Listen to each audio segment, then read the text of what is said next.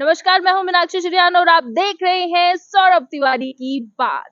और इस वक्त आप देख सकते हैं कि दिल्ली में कड़ाके की ठंड है, लेकिन अगर बात करें देश की राजनीति की तो मामला बेहद गर्म है। और इसी पर चर्चा करने के लिए हमारे साथ इस वक्त मौजूद हैं बेहद ही वरिष्ठ पत्रकार, जिन्होंने कई सालों से पत्रकारिता की है। बीजेपी की बीट वो देख रहे हैं, तो उनसे जानेंगे कि क्या कुछ बीजेपी की यहाँ रणनीति रहेगी लोकसभा चुनाव को लेकर। जी नमस्कार मीनाक्षी जी, कैसी हैं आप? मैं ठीक हूँ सर, आप बताइए।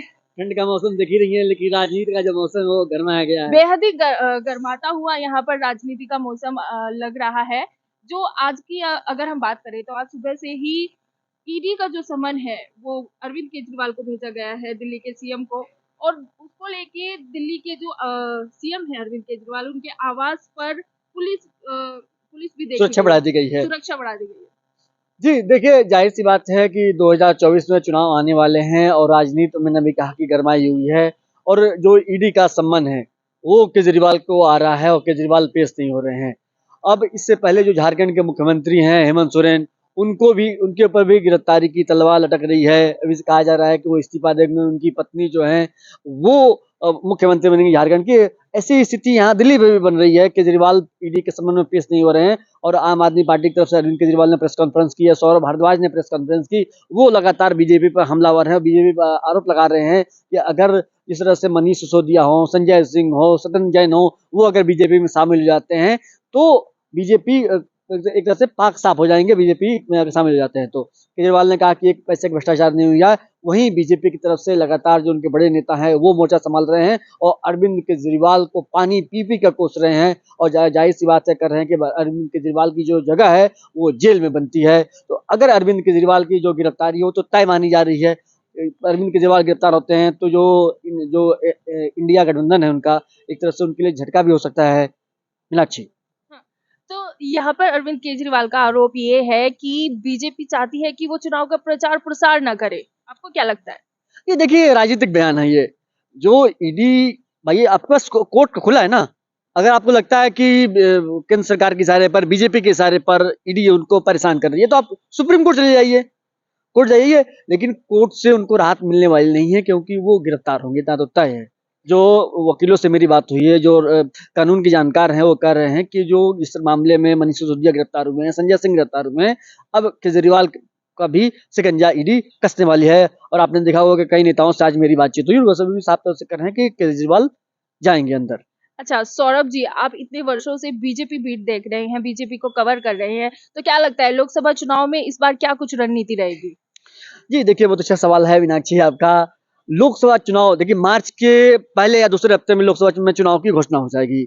अब बीजेपी ये रणनीति बना रही है कि जो उनके राज्यसभा के सांसद हैं, खासतौर से बात किया जाए पीयूष गोयल की बात की जाए, धर्मेंद्र प्रधान वरिष्ठ नेता हैं, भूपेंद्र यादव हो गए, नारायण राणे हो गए वो उनको लोकसभा का चुनाव लड़ाने की बात चल रही है। निर्मला सीतारमण जो उनकी वित्त मंत्री हैं, तो जितने भी बीजेपी के राज्यसभा के सांसद हैं, जो केंद्र सरकार के मंत्री हैं या वरिष्ठ नेता हैं, चाहे अनिल अग्रवाल हो, अनिल जैन हो, तो उनको बीजेपी ये चाहती है कि लोकसभा का चुनाव लड़े। देखिए उड़ीसा की बात की जाए तो उड़ीसा से धर्मेंद्र प्रधान आते हैं, बालासोर में डीएम रह चुके हैं, जो अश्विनी वैष्णव हैं जो रेल मंत्री हैं। तो वो बीजेपी चाहती है कि उड़ीसा से दो बड़े जो नेता हैं केंद्र सरकार के, धर्मेंद्र प्रधान हो गए, अश्विनी वैष्णव हो गए, वो वहां से चुनाव लड़े।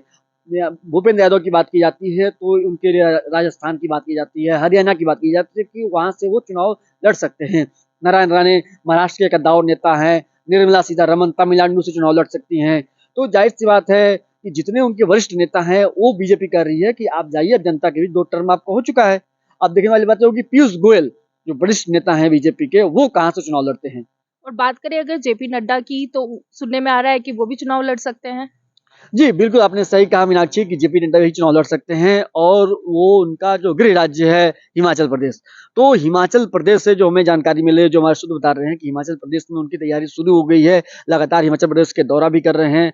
अनुराग ठाकुर भी हिमाचल प्रदेश से आते हैं आपको, तो 2 बड़े नेता अनुराग ठाकुर हो गए, बीजेपी के राष्ट्रीय अध्यक्ष जगत प्रकाश नड्डा वो हो गए, तो वो दोनों लोग हिमाचल प्रदेश से चुनाव लड़ेंगे। तो जाहिर सी बात है कि बीजेपी चाहती है कि आप राज्यसभा में रहे हैं, 2 टर्म रहे, आप मंत्री रहे हैं, तो आप जनता के बीच जाइए। और मैं तो ये चाहता हूं कि जो राज्यसभा के जो लोग हैं वो खासतौर से उनको लोकसभा का चुनाव लड़ना ही चाहिए। कब तक आप राज्यसभा के भरोसे जाएंगे आप? बिल्कुल।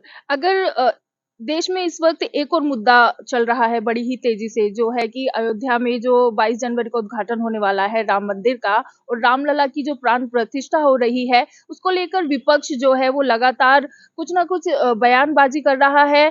और वो कह रहा है कि, कोई कह रहा है कि जो राम है, तेजस्वी यादव ने जो आज कहा हाँ, था। और वो कह रहे हैं कि राम मांसाहारी थे, कोई कह रहा है कि राम का कोई अस्तित्व ही नहीं है। और आज की अगर बात की जाए तो तेजस्वी यादव कह रहे हैं कि अगर भूख लगेगी तो मंदिर जाएंगे क्या? ऐसे लोगों, गंदे लोगों की बात मत कीजिए कि जो राम के बारे में इतने गंदी गंदी बातें करते हो, तो मैं उनके बारे में बात करना भी पसंद नहीं करता हूँ मीनाक्षी। और जाहिर सी बात है, लालू यादव 1990 में उन्होंने आडवाणी का जो रथ था वो रोका था, आडवाणी को गिरफ्तार किया था, और आज बेटा अपने बाप के राह पर चल रहा है। आज राम को लेकर जिस तरह से तेजस्वी यादव का जो बयान आया है, आपने भी सुना होगा, हमने भी सुना है कि भूख लगेगी तो आप क्या करोगे, खाना खाओगे, बीमार पड़ोगे तो कहाँ जाओगे। तो ऐसे शर्मनाक बयान से तेजस्वी यादव को बचना चाहिए। लेकिन उनका जो समीकरण है, एम वाई समीकरण, खासतौर से जो मुस्लिम वोट बैंक है, तो चाहते हैं कि अगर आप हिंदू वार करेंगे तो हिंदू से कोई मतलब नहीं है। जो सनातन के लोग हैं, हिंदू के लोग हैं, उनसे वो कोई मतलब नहीं है, वो तो वोट देंगे उनको। लेकिन जो मुसलमान हैं वो उनके साथ गुलबंद होंगे। तो इसलिए वो चाहते हैं माफ कीजिए, इसलिए वो चाहते हैं कि ऐसे बयानबाजी करें, और खासतौर से जो मुस्लिम वोटों का बिखरा हुआ है वो न हो, और वो आरजेडी के पाले में जाए। तो ऐसे बयान की बीजेपी निंदा करती है, हम भी उनके बयान की निंदा करते हैं कि आप प्रभु श्री राम के बारे में ऐसी बात मत कीजिए। क्योंकि यादव कहा जाता है कि वो कृष्ण के वंशज हैं, और कृष्ण भी द्वापर युग में थे और राम त्रेता युग में थे, कि सब लोग विष्णु के अवतार हैं। तो ऐसे आप धर्म को, राजनीति को अलग अलग रखिए, एक ही चश्मे से आप मत देखिए। और तेजस्वी यादव के बयान पर नीतीश कुमार अब तक चुप हैं, और नीतीश कुमार किधर पलटी मारेंगे। अब तक कोई पलटू राम चाचा का कहा जाता है कि जो चाचा है हमारे, पलटू चाचा है, और उनके तेज प्रताप तेजस्वी उनके नाम रखे थे पलटू चाचा। तो पलटू चाचा का बयान अभी तक नहीं आया, कहाँ पलटेंगे अब तक कोई उनका तो ठीक नहीं है। तो इस वक्त देश में इतने बड़े बड़े मुद्दे उजागर हो रहे हैं और इतनी सियासत देखी जा रही है जनवरी के महीने में, और वो मार्च अप्रैल में कहां तक पहुंचेगी ये तो देखने वाली बात है। जुड़े रहिए हमसे और देखते रहिए सौरभ तिवारी की बात। चैनल को सब्सक्राइब कीजिए, लाइक कीजिए और कमेंट कीजिएगा।